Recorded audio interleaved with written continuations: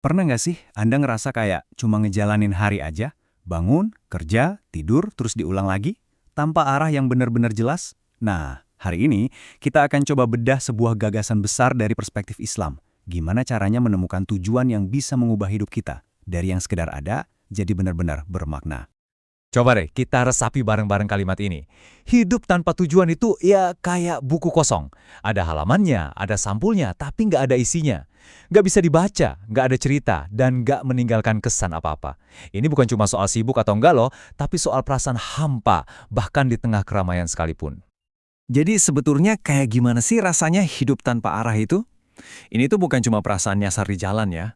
Sumber yang kita bahas ini menggambarkannya sebagai sebuah kehampaan yang dalam banget, sebuah kekosongan makna. Yuk kita lihat lebih jauh lagi. Analogi-analogi ini ngena banget kan? Ucapan tanpa suara, pandangan tanpa mata. Ini tuh gambaran sempurna dari sebuah eksistensi yang seolah-olah aktif tapi sebenarnya kosong. Badan kita mungkin bergerak, mulut kita ngomong, tapi kalau nggak ada tujuannya, yaitu semua cuma aktivitas mekanis. Ibarat raga yang jalan, tapi jiwanya ketinggalan. Nah, biasanya di tengah rasa hampa itu, muncullah satu pertanyaan fundamental ini. Emangnya, ini semua cuma kebetulan aja? Pertanyaan inilah yang jadi pintu gerbangnya. Pertanyaan ini maksa kita buat berhenti sejenak dan mulai nyari jawaban. Membawa kita dari yang tadinya cuma ngeluhin masalah, jadi mulai mencari solusi. Dan solusi yang ditawarkan Islam itu dimulai dengan sebuah pergeseran cara pandang yang radikal. Gimana kalau hidup ini ternyata bukan kebetulan? Gimana kalau setiap detik yang kita punya itu adalah sebuah amanah? Sebuah misi suci yang dipercayakan langsung sama Tuhan ke kita. Disinilah letak kuncinya, amanah. Ini bukan sekedar kata biasa loh, ini adalah sebuah revolusi dalam cara kita memandang hidup.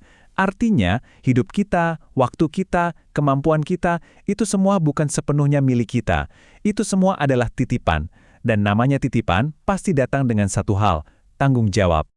Ayat Al-Quran ini benar-benar kayak jelek banget ya, bikin kita berhenti dan mikir. Ayat ini nanya langsung ke kita. Kamu pikir kamu diciptakan cuma buat main-main aja? Ini tuh tantangan langsung buat kita, supaya kita melihat hidup ini bukan sebagai sebuah permainan, tapi sebagai sebuah perjalanan serius yang nanti akan dimintai pertanggungjawabannya. Oke, kalau hidup ini adalah amanah, terus misinya apa dong? Jawabannya, ibadah. Eits, tapi tunggu dulu. Coba deh, lupakan sejenak bayangan ibadah yang cuma sebatas ritual di masjid.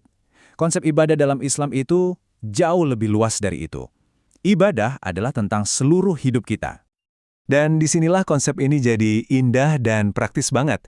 Bekerja dengan jujur di kantor, ngajarin anak dengan penuh kasih sayang, nolongin tetangga dengan tulus, bahkan sekedar mendebar senyum dan kebaikan, semua hal yang kita anggap biasa ini ternyata bisa bernilai ibadah di mata Tuhan. Semuanya kembali pada satu hal. Tapi gimana caranya mengubah pekerjaan rutin jadi ibadah? Nah, kuncinya ada di niat. Niat itu ibarat kompas internal kita. Kompas batin yang mengarahkan setiap tindakan kita. Dan yang paling penting, menentukan nilainya. Coba deh bayangkan niat itu persis kayak kompas spiritual ini. Dia adalah kekuatan tak kasat mata di dalam hati kita yang ngasih arah ke setiap perbuatan. Niat inilah yang ngebedain antara sekedar gerakan fisik biasa dengan sebuah perbuatan yang punya makna dan nilai. Dan ini dia penegasannya langsung dari Nabi Muhammad. Setiap amal tergantung pada niatnya. Simpel banget kedengerannya ya. Tapi dampaknya wah luar biasa. Dengan niat yang benar, senyuman tulus bisa dinilai sebagai sedekah, dan kerja keras kita di kantor bisa jadi ladang pahala. Oke, teori-teorinya emang keren. Tapi gimana sih wujudnya dalam kehidupan nyata? Yuk kita lihat kisah transformasi yang luar biasa dari salah satu tokoh paling berpengaruh dalam sejarah Islam, Umar bin Khattab. Dan gimana sebuah tujuan bisa mengubah segalanya bagi beliau. Slide ini nunjukin perbedaan yang kontras banget. Dari sosok yang terkenal keras dan ditakuti banyak orang, menjadi seorang pemimpin yang seluruh hidupnya didedikasikan untuk keadilan dan pengabdian total kepada Tuhan.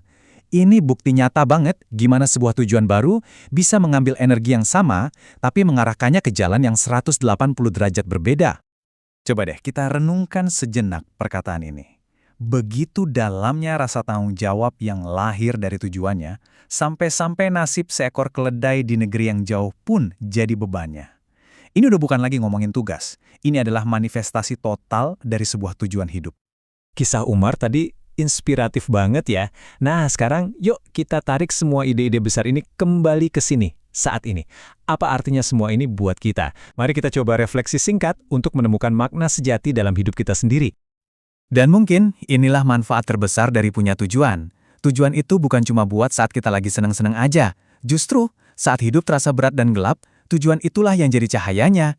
Tujuan nggak selalu menghilangkan penderitaan, tapi ia memberinya makna.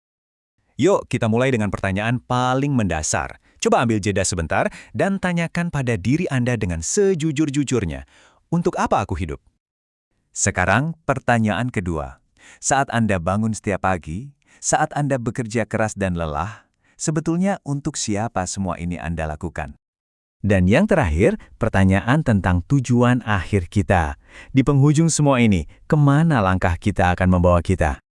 Nah, setelah merenungkan pertanyaan-pertanyaan yang cukup berat tadi, coba dengarkan janji yang indah ini. Saat kita meluruskan kompas batin kita ke tujuan yang abadi, yaitu akhirat, Tuhan berjanji akan membereskan urusan dunia kita. Dengan kata lain, fokuslah pada tujuan utama dan dunia akan mengikutimu. Pada akhirnya, inilah intinya. Hidup dengan tujuan itu bukan hanya tentang gimana caranya kita bertahan hidup, tapi tentang gimana kita membuat hidup itu sendiri jadi berarti. Pertanyaannya bukan lagi apakah kita hidup, tapi untuk apa kita hidup. Dan kunci dari semua itu adalah tujuan.